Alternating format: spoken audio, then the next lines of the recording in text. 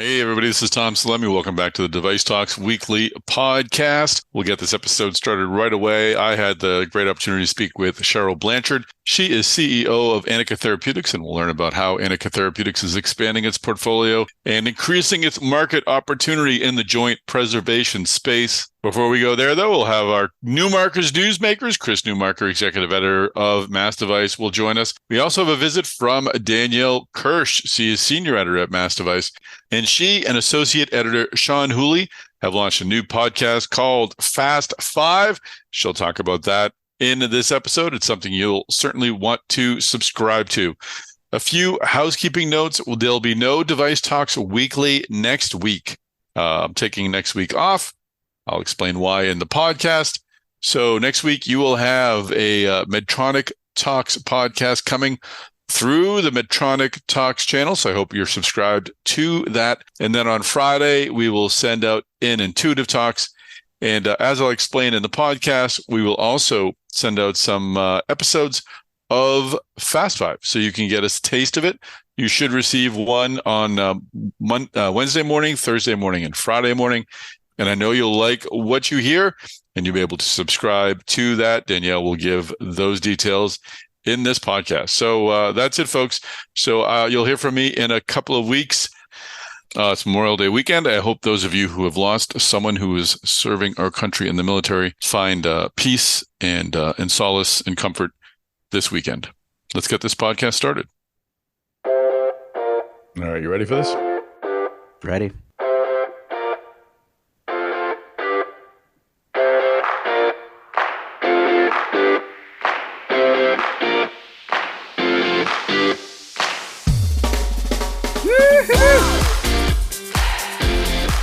Chris Newmarker, how are you, sir? Doing well, Tom. Doing well. Happy Friday. Happy Friday. I'll be taking next week off, so very excited to be spending some time with the family and going to my oldest son's graduation. So it should be that's awesome. A very cool week, high school graduation. So my gosh, very excited. Time flies by. You must be like, what? It was probably yesterday. He was just like, like 3 feet tall and running around the house or whatever. You get some flashbacks. You still see the little guy in there, but not very happy for him as he moves on. So congrats, man. Thanks. Awesome. Congrats to him. So you deserve the time off too. After wow, the Device Talks Boston was a whirlwind. So it was a great show. So I appreciate that. Well-deserved time, man. I appreciate that. I'll enjoy the lawn mowing and the house cleaning and all that goes wrong. Getting the house ready for company to come over. But we are here today. We've got a little competition in the podcast department, Chris Newmarker. Yeah, it's pretty cool. Very cool. Joining us is Danielle Kirsch, senior editor of Mass Device and the creator of the new Fast Five Mass Device podcast. Danielle, good to have you back on the podcast. I'm glad to be here. So tell us a bit about Fast Five and what sparked you to create it, and tell us a little bit about the podcast itself. So the Fast Five is just a news podcast, a daily news podcast where myself and my co-host, Sean Hooley, who is on a well-deserved Ireland vacation this week. That's right. Yes. We go through the news every day and just give a little bit of insights into what's going on in the medtech industry. We were kind of inspired by just the sheer number of stories that we have on the website every day, and just the industry is really dynamic. So we really wanted to cover the whole industry and just give all of the industry professionals sort of a roundup to end their day or even to start their day, just so they know what's going on in the industry. So your process is you sort through the stories, the top story, or all the stories on Mass Device today, and pick the top five based upon interest from readers, or just sort of your expert sense of what the impact will be in the industry? The impact that the stories would have on the industry. Mm-hmm. So far, a lot of the news that we've covered has been robotic surgery, or there's been a lot of diabetes news. We've had some legal news that does really well all the time on Mass Device. And since those kinds of stories really resonate with our readers and the influencers in this industry, we kind of want to cover those more on the podcast. That's great. And you guys do a great job. You have a nice rapport. You're very, very well informed. I really get a lot out of the time, the time I listen. And you intentionally, you're trying to keep it short. The Fast Five, the number five relates to the number of items you're talking about. But what's the typical length of the Fast Five podcast?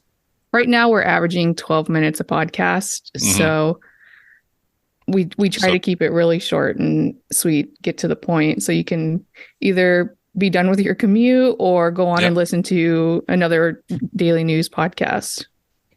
So that's a dog walk, cleaning the dishes, lots of little kind of pocket time, pieces of time there where you can get up to date on what's happened in the medical device industry. That's really cool. Yeah, thank you. We're having a really good time. We're having fun doing it. Yeah, I'm having a lot of fun listening to you, and I agree. It's just a really good, sometimes people just don't have time to like go to a news website like Mass Device and, look up articles. But, as you said, Tom, like, walking the dog or going to the gym or, taking a quick drive somewhere, it's a great chance just to, catch up on, the news in this industry. And and Danielle, I can tell you and Sean are having a lot of fun. It's really cool.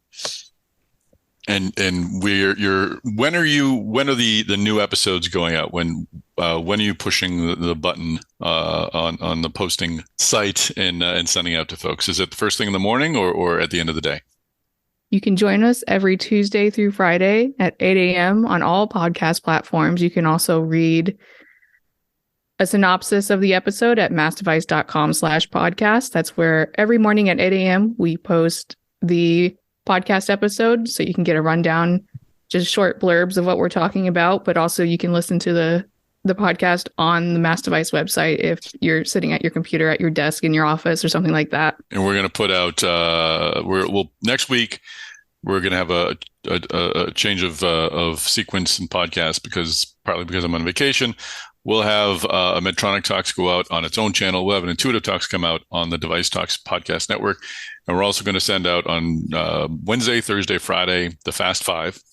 So each morning we'll send that out through the DeviceTalks podcast network. But once folks sort of get a feel for it and get addicted to it, how do they subscribe to it? Where can they go to make sure they get that podcast in their on their phone or their listening device every Tuesday through Friday? You can go to massdevice.com/podcast. There you will find the trailer episode. You can find any of the prior episodes. We're on Apple Podcasts, Spotify, Google, SoundCloud, you name it. We're on there, just Mass Device Fast Five. And you can also connect with me or Sean on LinkedIn. We're posting about the podcast every day.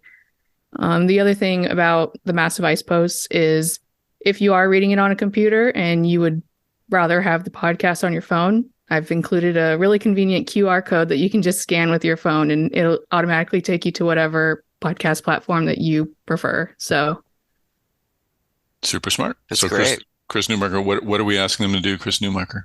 They got to like, follow, subscribe. There it is. Now they have two things they need to like, follow, and or subscribe to. Like, follow, subscribe, Fast Five. There we go. And Device Talks Weekly. So so we'll have those go out through the Device Talks Weekly podcast next week, next Wednesday, Thursday, Friday. And then folks, make sure you subscribe to the Fast Five channel on its own, so you won't miss a future episode of that. And it's really great. It's a great way to get, again, up to date on what's happening in the industry. It's really quick. Like I said, a dog walk, doing the dishes, whatever it takes, 10 to 12 minutes. You can get up to date in that time. So great job with that, Danielle. It sounds fantastic. Yeah, thank you. Just want to note that Sean Hooley is out next week, my regular co-host. So Chris Newmarker, who I'm sure we're going to hear from next, will be my guest co-host. So okay. He's going to be bringing his Newsmakers expertise to the Fast Five every day. So, but I'm going to make him do it real quick. So we won't go off on tangents like Tom and I do, but I'm looking forward to it. It'll be really fun. Oh, that's great. I didn't realize. That's right. That makes sense that Sean won't be around next week, but I think that'll be a good bridge for our Device Talks Weekly podcast listeners. They'll hear that that even more familiar Chris Newmarker tone, so they'll get a sense of what the show is about, and then they'll have the first starting squad back the following week when Sean Hooley's back from his vacation. So fantastic. Yeah. All right. Well, speaking of Newmarker's Newsmakers, Danielle, I think you're going to sit in with us. Feel free to contribute as much as you want to. But Chris, let's run quickly through this week's Newmarker's Newsmakers. The Newmarker's Newsmakers. Well, number 5 today, we're talking on Friday morning, and this is news that just came out, is that Neuralink sent out a tweet last night. Go figure. Their owner pretty much owns Twitter, so they put out a tweet last night saying that they're excited to share that they've received the FDA's approval to launch their first in human clinical study. So Neuralink's saying that the FDA has given them a green light to begin human clinical studies of their brain computer interface. I actually just a few minutes ago got a curious answer from the let's see here. The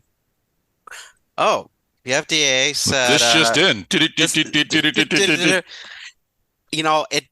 FDA really didn't answer anything. They said the FDA acknowledges and understands that Neuralink has announced that its investigational device exemption robot was approved by the FDA, and it may now begin conducting human clinical trials for its device. And I wrote back their public affairs just saying, just checking, did the FDA approve this? And I just got a response saying that the statement below is all the information we're able to share. Very well. Maybe that's consistent. That is interesting, isn't it? Yeah, I mean, maybe that's consistent. Maybe they would give you the same answer to any medical device company that's announcing. That could just be their protocol for anybody. Saying that they've got an okay for a clinical trial, but anyway, it looks Neuralink's saying they're going to be starting human clinical trials, and more details are coming. So it's definitely a pretty exciting space right now. I mean, on top of what Neuralink's trying to do, what you got. BlackRock Neurotech has actually been around for a long time, and they've got their really cool Neuralace implant that's really, really thin, and it's pretty much like a piece of lace that you could put over the surface of the brain. You got Synchron, which is doing like a catheter delivered brain computer interface, which that seems pretty useful because there's a lot of experience at this point delivering devices and stent-like things through the vasculature, so that that could potentially work well. And Synchron has some money from people like Jeff Bezos, so obviously there's some people with money who think they've got something good going on. So yeah, it's an interesting space. We'll see what happens next. There's also a company in California called Onward that we've covered this week that has completed its own first in-human use of implantable lead devices to restore movement in people with paralysis. So it's definitely an interesting space. You have in the article, or whoever, this was it was a Chris Newmarker special.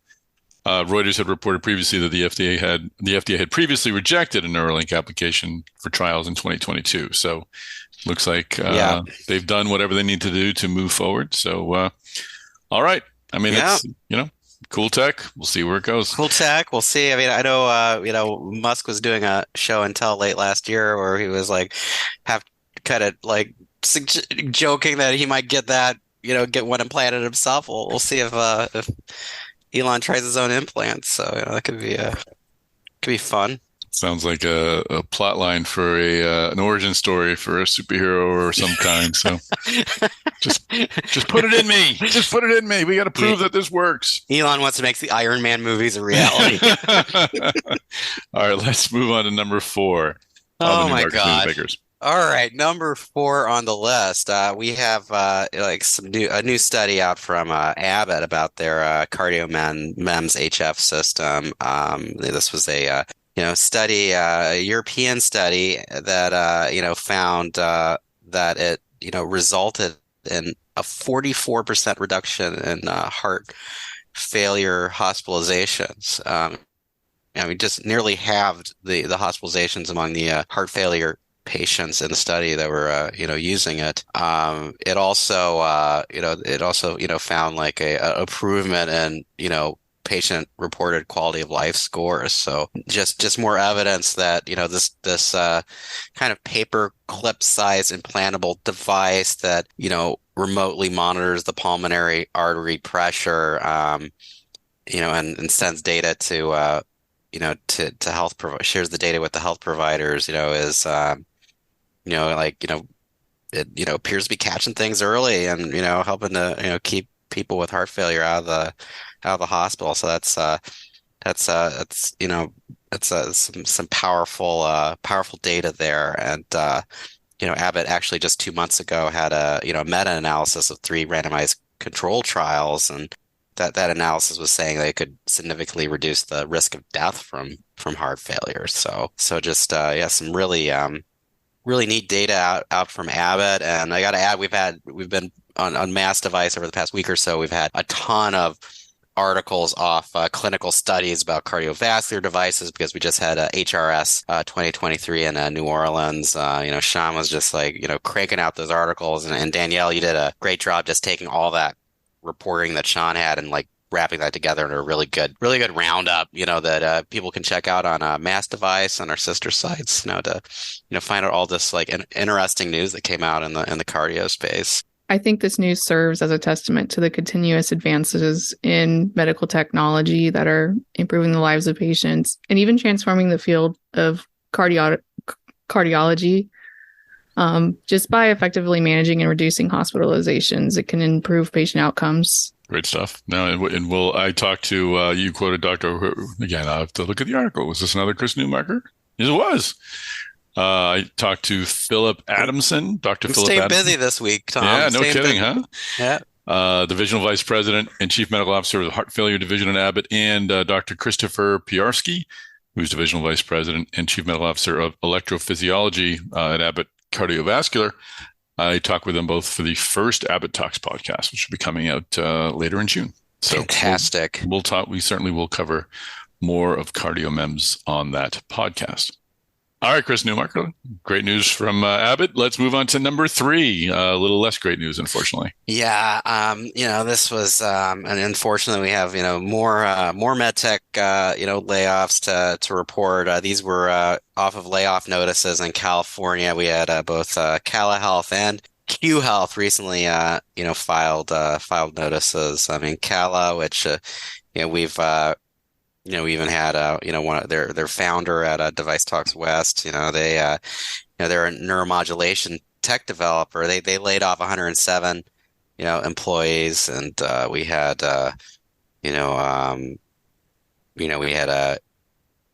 meanwhile, Q Health is laying off about 30% of its workforce, and that's 329 people. Wow. So it just seems to be where we are right now. But I'm just really hopeful that we don't have any more layoffs to report soon. It does seem that the companies are getting done with what they needed to do for the year. Yeah, I wonder. I wonder. Do we know? And we had Renee Ryan, CEO Renee Ryan of Cala, on the podcast as one of our guest hosts last year. She's terrific out there. Do we know 107 employees? What percentage of that is their total workforce? Or we don't? Looks like we don't have that. Yeah, we don't have that. Yeah. So. Okay. Well, that's unfortunate. I mean, they've obviously been making some progress. We've talked about it on the podcast before. So let's see how this develops. Yeah. I mean, it's they've got their transcutaneous TAPS. Basically, their TAPS therapy for treating tremors. So we'll just see how it goes. It's definitely it's just more expensive to run a business right now, and in the medtech space, there's also just companies having to wrestle with all the challenges of their health provider customers, going through operational challenges. But we'll looking forward to better times. Sean and I talked about this one on the Fast Five as well, and we kind of concluded that the layoffs reflect the dynamic nature of the healthcare industry and even the challenges faced by companies.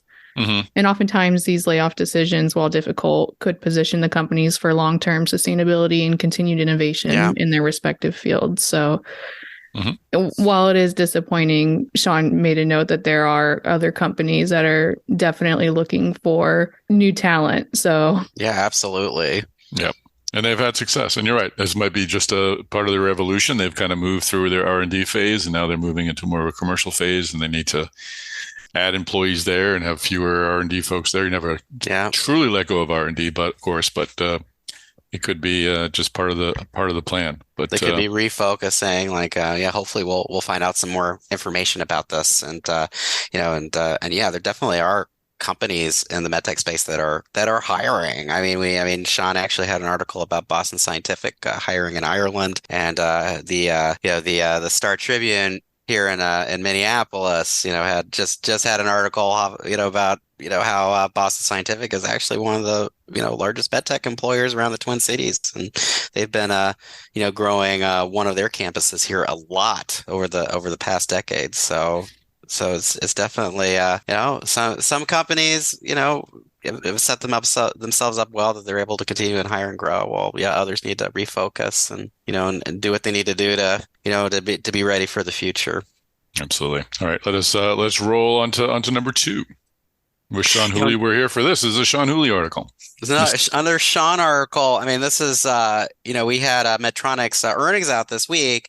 And along with the earnings, there was the big news that they're doing another tuck-in acquisition. They're spending $738 million to buy EO Flow, which is a South Korea company that's got the EO patch. It's like a tubeless, wearable, fully disposable insulin delivery device that you can control with your smartphone. And this system's already been launched in Korea and Europe, and they've submitted for a clearance here in the United States. So I mean, Medtronic's kind of making this move. When they made the move, the stocks of competitors like Insulet and Tandem Diabetes Care in this insulin delivery space, went down on the day of this news. But Medtronic's had it's been a challenging time for their diabetes business. I mean, they had a huge warning letter they had to work through, and that kind of amid all that kind of delayed them, getting their next gen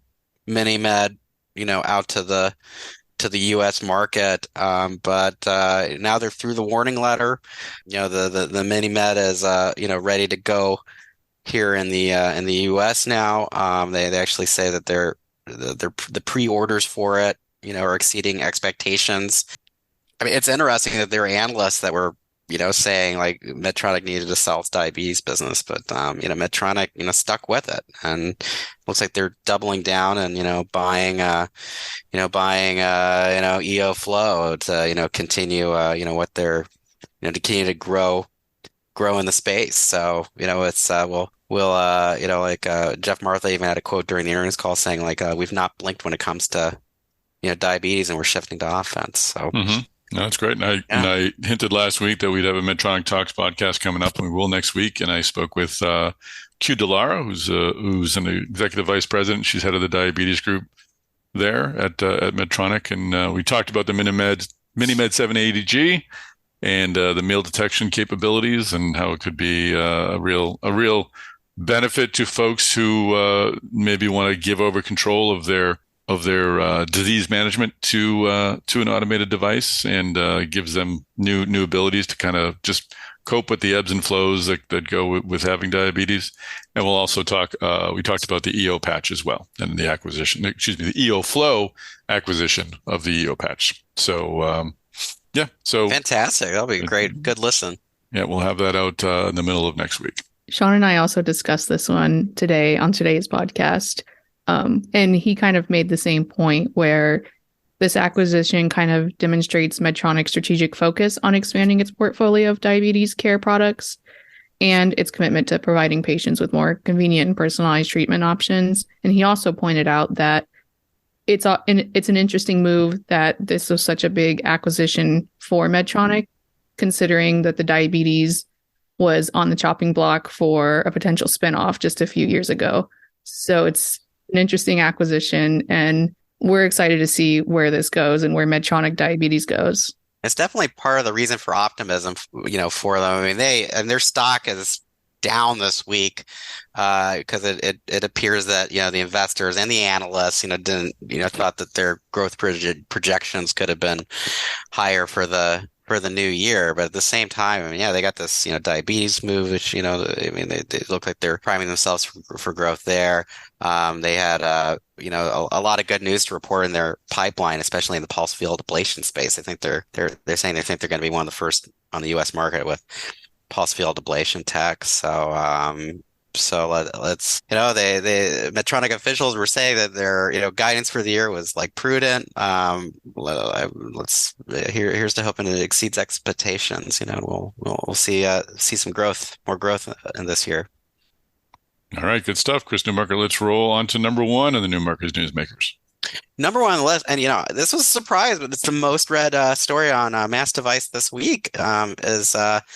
And it makes sense, actually. I mean, FDA approved a Zoll therapy for sleep apnea that can, with MRI. I hope I'm pronouncing this right. It's the Remede system, and it's like a pacemaker like device to treat sleep apnea.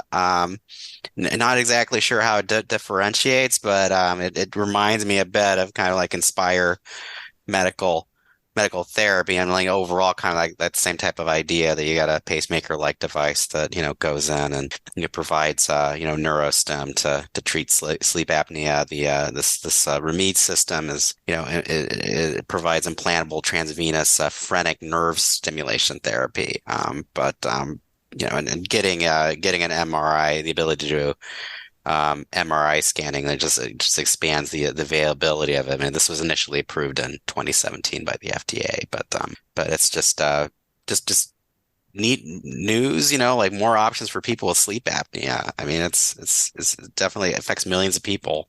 Fantastic. No, it's good to see new technology brought in here. Danielle, anything to add? Sean and I also talked about this. We're getting scooped a lot, Chris Newmarker. Good God. All right. Sorry to bring it up. You already talked about it. We're the weekly people. I see how it goes. Danielle and Sean. So what did Sean and you say about it, Danielle? We kind of made an inference that it's always good to see sleep apnea treatment, especially as we continue to see the effects of the Philips recall. So any kind of innovation that goes with sleep apnea, even MRI, is good. It demonstrates the importance of addressing the unique needs of patients and even optimizing their healthcare experience. Yeah, amen to that. Good point. All right. Great stuff. Well, clearly, folks, you should be listening to the Fast Five podcast. And Chris Newmarker, we're going to have to work harder to make sure we're bringing some original insights to the Newmarker's Newsmakers. We're getting beat by Sean and Danielle. Bring Newmarker surprises. I mean, keep. What do you think about that? But did you know? Exactly. All right. Well, great stuff. Awesome. Once again, Danielle, so folks can subscribe to. Should they look for Fast Five or Mass Device? What should they look for on their podcast player? You could probably find us easier using Mass Device, but Mass Device Fast Five works just as well. I mean, we're on all podcast platforms. Any podcast platform that you can think of, we're on there. And again, you'll get new episodes every Tuesday, Wednesday, Thursday, and Friday morning. So great way to start your day and wow your friends with your medtech knowledge. Well, Cheryl Blanchard, welcome to the podcast. Thank you, Tom. Nice to be here. Excited to learn about Anika. We were just talking. We're both Boston area folks, so it's nice to know there's 350 fellow medtechers in the area doing good work. So love to hear their story or the company story in a moment. But let's first learn a little bit about you. How did you first find your way into the medical device industry, and what drew you here? Yeah, it's a great question. I often get comments that it must look like I curated my career, but it was just the opposite. I just kept doing things that I found interesting.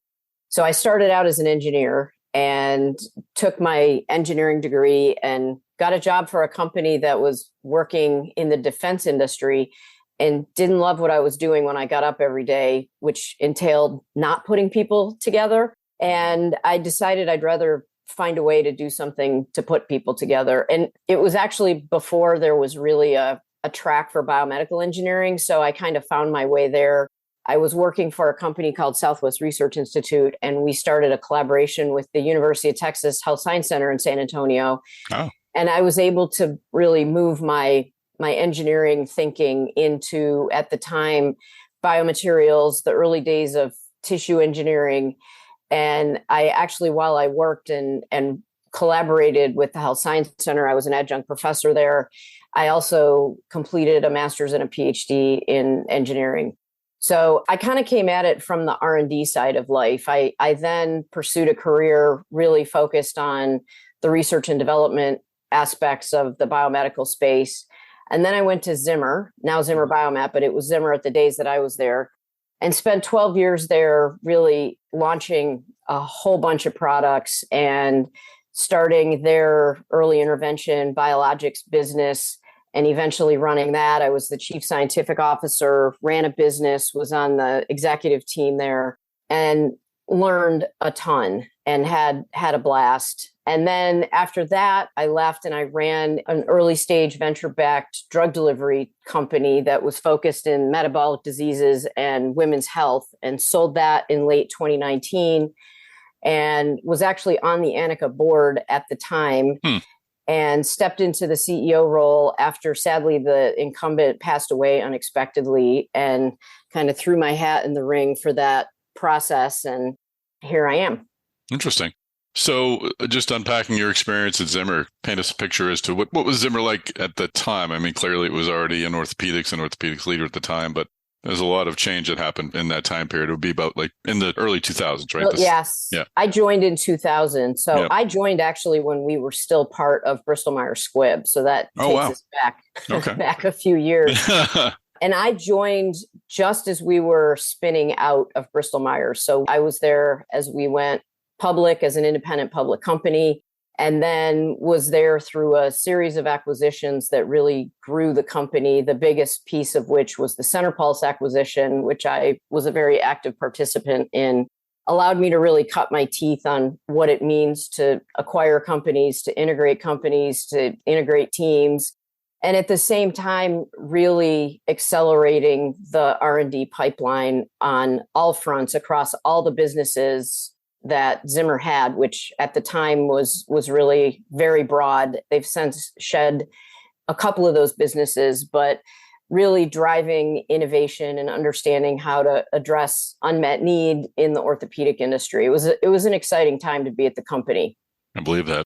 And your time at the startup, Microchips, was that the Microchips out of Bob Langer's lab, or is that? It was. Wow. The same. So Microchips Biotech was the name of the company, and it was a very interesting drug delivery platform, implantable, based on a microchip platform, and allows for very long-acting drug delivery that you can activate and deactivate transcutaneously. And we sold the company to a public company called Daré Bioscience, which is a women's health company. And they continue to develop the platform as a long-acting reversible contraceptive, which we were working on at the time I was running it. Did you remain with the company at all after the acquisition by Daré? I joined the Daré board, Okay. which I am still on today. So Interesting. So was being a startup CEO, or CEO of any type, was that always part of the plan? Or again, is this part of you looked for the next interesting challenge in building your career?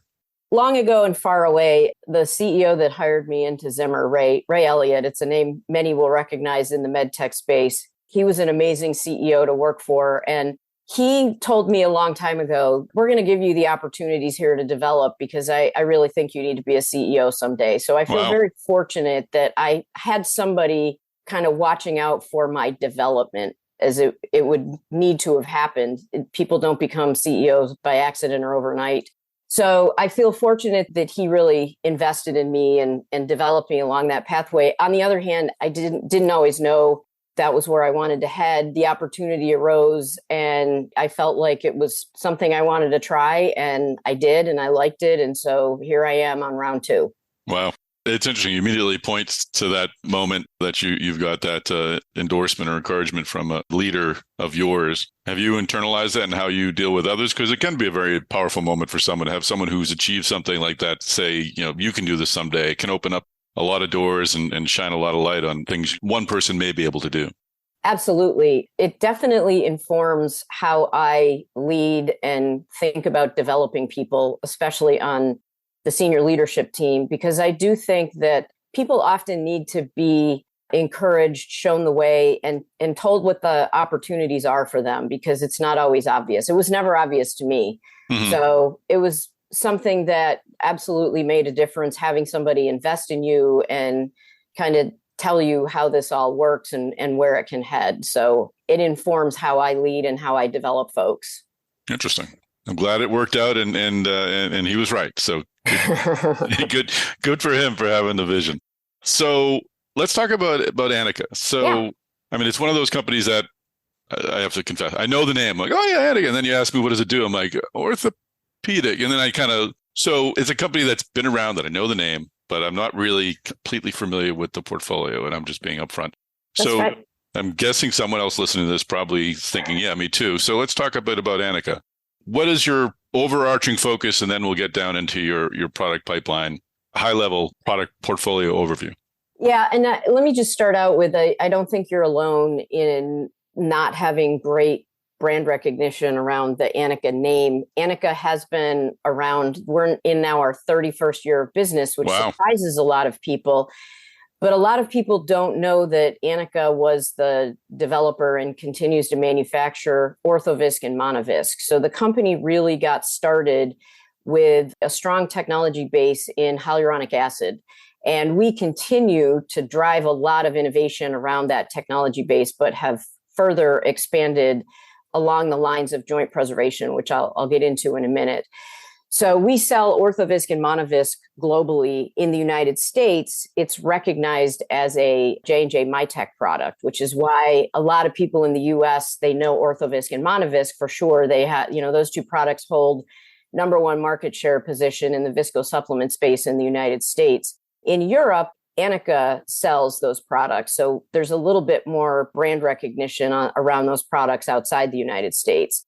But I would say back in the mid to late 2018 timeframe, the company really started to look at our strategy, understand where we wanted to take the company, recognize that we had a very, very strong franchise in the viscosupplement space. We had a product that we were selling outside the United States called Cingal, that is a combination hyaluronic acid steroid, triamcinolone hexacetonide product that has some of the most amazing OA pain data that I've seen in the space over many years. And we are working to bring that product into the United States. So there was innovation there in the osteoarthritis pain management side of the business, but we also had other products in development, like a regenerative rotator cuff patch based on the hyaluronic acid platform, a cartilage repair technology, again, based on the hyaluronic acid platform called Hyalofast. Again, a product we sell in over 35 countries, OUS, bringing it to the market through a clinical trial in the United States today.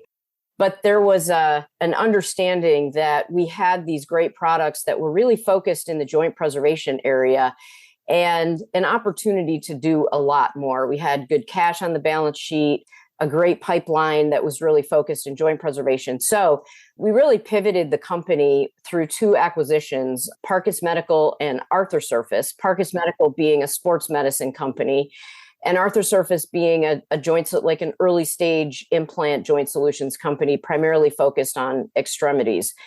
And by doing that, we ended up with a company that has really four pillars in that joint preservation space: osteoarthritis pain management, regenerative solutions, with another product, Tactoset, that's in the bone area that Anika was also developing, sports medicine, and then early stage joint replacement focused on extremities, and a sales force so that we now sell those joint preservation products directly into the United States.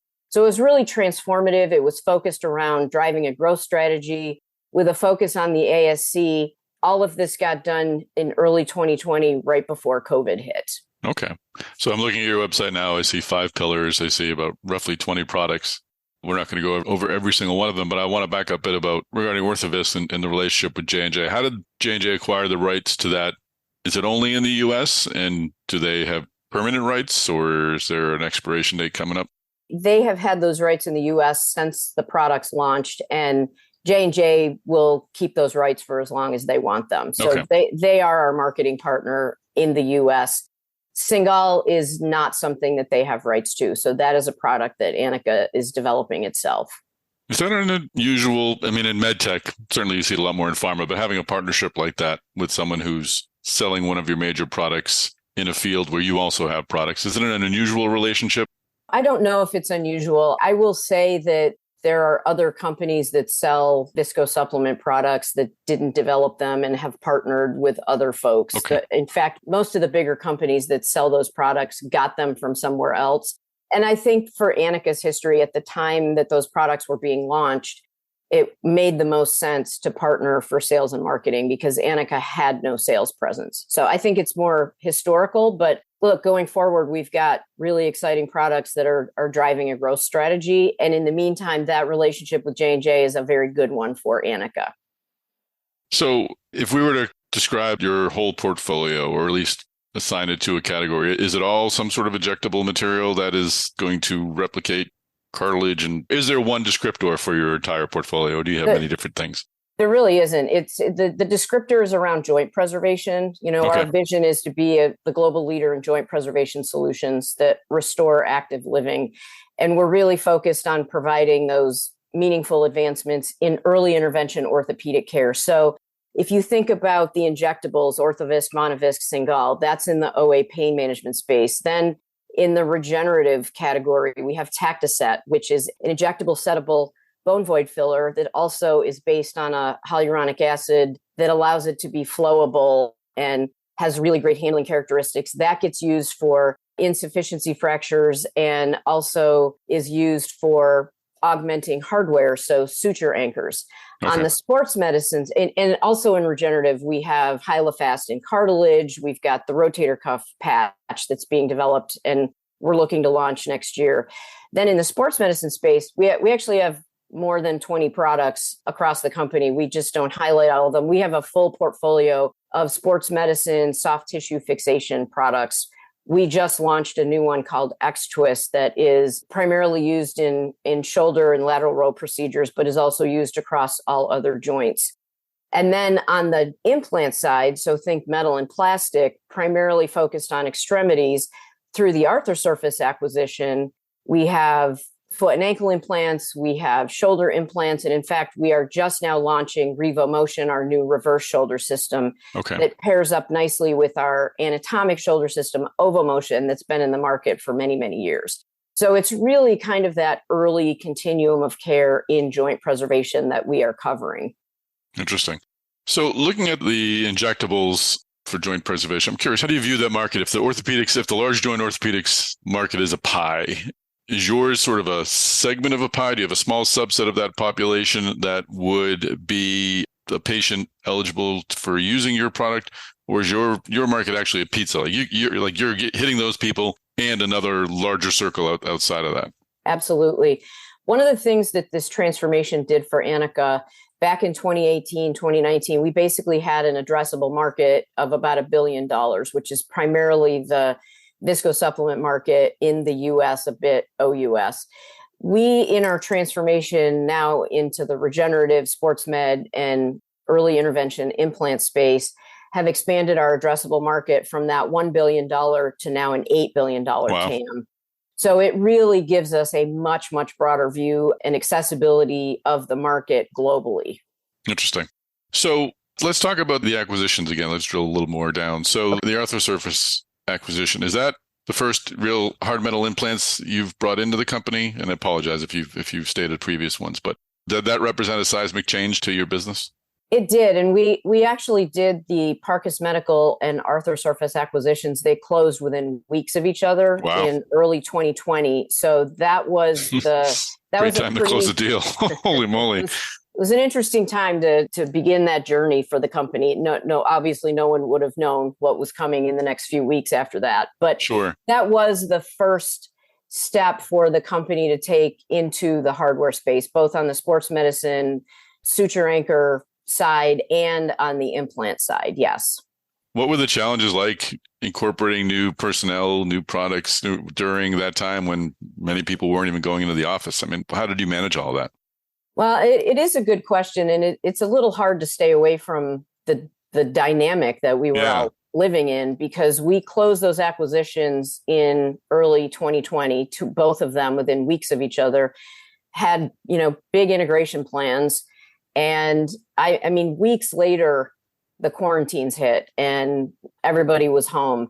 So we had to get creative about how we were going to integrate. And I think we did get creative about how we were going to integrate. I think from the corporate side, we had a lot of integration plans around systems, processes, people, the usual integration activities. And those are really execution oriented. And we were able to move through those really well, even with people remotely.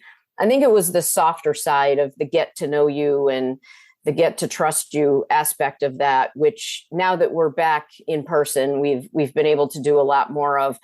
I would say from the Salesforce perspective, what we did was take the opportunity to train everybody. Part of our thesis was that we were bringing these folks together on the sales side in the US, and that we would be cross-training them across the products from all three companies for them to now sell a fuller bag. Mm-hmm. And so we took the opportunity to train them, but it was a tough go from the perspective that those folks couldn't get in front of doctors. It wasn't like the bigger companies that could just return their business once everything started opening up again. It was very difficult for us to actually get in front of customers, get in front of the VAC committees, all the things that you would do to sell product.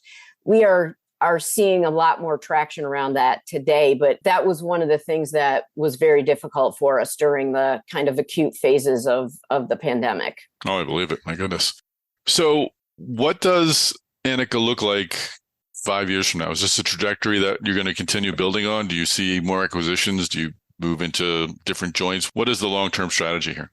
Yeah, it's a great question. The long-term strategy is obviously around continuing to build shareholder value by executing on this focus on the joint preservation space, and in the longer term, bringing Hyalofast and Cingal into the U.S. market. Those are very significant growth opportunities with over $1 billion addressable market in the U.S. alone with those things. In the meantime, we continue to launch great new products. We just launched X-Twist, our new sports med soft tissue fixation product, RevoMotion in the reverse shoulder. We've continued to expand our Tactoset franchise. We have a rotator cuff patch I mentioned that we'll be launching next year. So new product development is continuing to be a significant part of ensuring that we're launching products with real unmet needs that are being addressed. We will continue on focusing around commercial execution, especially with our sales force in the United States, but we sell many of those products outside the United States. And I just came back from our OUS distributor meeting that we had in London, and a lot of excitement around products. They actually sell products outside the US that we don't yet sell in the United States. So continued execution around this growth story. Obviously, capital deployment is always a topic. We have cash on our balance sheet, and we continue to look for tuck-in opportunities where they may look good and be a good fit in the bag and the call point that we're currently developing. Continuing to focus on our ASC strategy, which was a big shift that happened even more quickly during COVID than I think anybody anticipated it would. And our product portfolio is really focused on working in that care setting. So that's another area that we'll continue to focus on with our growth strategy.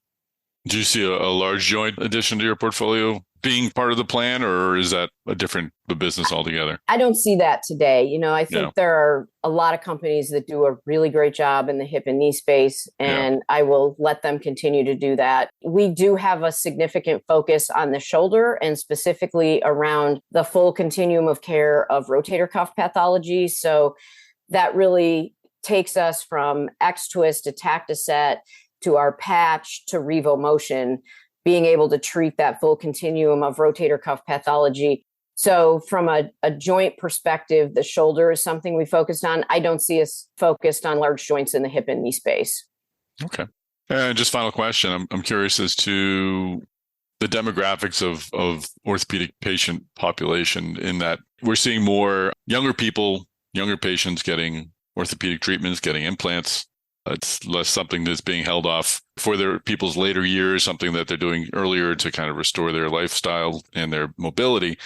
Is that a benefit for you? Is that a headwind or a tailwind for you? Because I imagine like the first line of intervention would be one of your products before someone would go for a knee. So does that open up opportunity for you, or are those bigger joint companies actually coming in and taking a piece of your business because people are more receptive or more open to having large joint implants? I think the focus on people not wanting to be in pain and probably being more and more demanding about that is a good dynamic for us and for the big companies.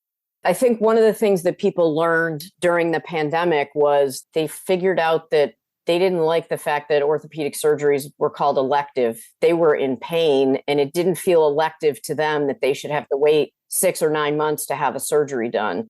I think the fact that we are focused on that early intervention space is a huge tailwind for us, because people are looking for less invasive, more regenerative solutions to make themselves feel better before they have to go to that large joint solution. So being able to avoid a total hip or a total knee and even a total shoulder is something that is very attractive to people, especially as they want to feel better and stay more active when they're younger. And younger probably is older than it used to be for many of us, if we think about that. So yeah, I think it's a great tailwind for us. And I think it's where a lot of patients are focused. I think patients are also focused on not wanting to go to the hospital. Hospitals are where sick people go. And being able to have a surgery in the ASC, go home that night and be able to do your rehab and convalesce at home is a very attractive thing for people. And this is really the space that we're focused on. What percentage of your business is in the ASC? Is it most or majority? I would say it's most. It's not a number that we've put out there publicly. It is a number that is growing. I will say something we're being very purposeful about as we develop new products, because there's a very specific financial structure that works in the ASC setting that doesn't work for every company that's developed implant systems that have, 5 or 6 instrument trays. That doesn't work in the ASC. So we've been very purposeful about how we develop our products to make sure they work from a logistics perspective and from a financial perspective in that setting. What's the purchasing process? How is it different for ASCs than for larger hospitals? I imagine there are fewer committees. I also don't know how the economics come into play. Are they more price sensitive than larger hospitals? How do you approach ASCs differently than you might a larger clinical hospital?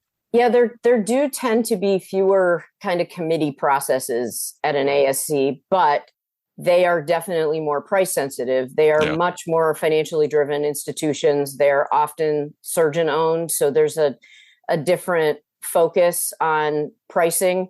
So again, if you've developed your system so that their pricing constructs work, then you have a much easier conversation around bringing your products into that setting. The other piece of it, though, that's significant is on the logistics side. They have much smaller central processing for re-sterilizing instruments, for example. And if you have a 5-instrument tray shoulder, the surgeon's going to be able to do maybe 1 or 2 cases that day. Whereas if you have a 2-instrument tray system like our new RevoMotion system has, then they're more excited about using that product for the patients that it works on in the ASC setting. So, not having the full revision and significant other elements of a full system that would drive 5 trays in the hospital setting. Those belong in the hospital. They're the right place for them, the more complicated patients. But the ASC patient population is going to be a less complicated population, and the ability to have a more simplified system really works in that setting. Great. Well, that was my actual final question. So I'm glad I had a chance to learn about Anika, and it was great to meet you. Thanks for joining us on the podcast. Thank you, Tom. I appreciate the opportunity to talk about Anika. All right. Well, that is a wrap. Chris Newmarker, actually Danielle Kirsch, why don't you share your social media contacts? And once again, we can tell folks where to find information about the Mass Device Fast 5 podcast. I'm on Twitter at Danielle_Kirsch, KIRSH, and the same name on LinkedIn. Great. And again, folks can subscribe to the Mass Device Fast 5 on any podcast application. Just search for that. And you'll, once again, we'll be receiving episodes on Wednesday, Thursday, Friday of next week on the Device Talks podcast network. So if you're subscribed to this podcast and you're getting Intuitive Talks, Stryker Talks, etc., then you'll get the Fast Five. But if you want to continue getting it after Friday, make sure you go to you find Mass Device Fast Five on any podcast player, and they need to what, Chris Newmarker? Get a like, follow, subscribe. Exactly, and then you'll get that every Tuesday, Wednesday, Thursday, and Friday sent directly to you. Fast All right, Chris Newmarker. Device Talks West. Device Talks Weekly. Sorry. Let me do that again. Fast Five. Device Talks Weekly. There you go. All right. Chris Newmarker, where are you on social media? You can find me on LinkedIn, Chris Newmarker, like a new marker. Great. I'm on LinkedIn as well. Tom Salemi. Please do subscribe if you haven't already to the Device Talks Podcast Network. You can, if you do that, you'll get the Device Talks Weekly Podcast, Intuitive Talks, Stryker Talks, Boston Scientific Talks, which is going strong, and Abbott Talks, I mentioned earlier, will be coming out later in June, and more to come. So hope to keep that network growing. And of course, you can subscribe to the Medtronic Talks podcast. It has its own podcast channel if you want to catch that interview that I did with Q Delar, the head of diabetes at Medtronic. All right. Well, that is a wrap. I think we've covered everything, right? We got Device Talks West happening in October 18th and 19th, but nothing really to tout there yet. But keep your ears and eyes open, and have a wonderful Memorial Day weekend, everybody. Hope you find some peace and quiet. Yeah. Enjoy the Memorial Day weekend, everybody. Happy summer.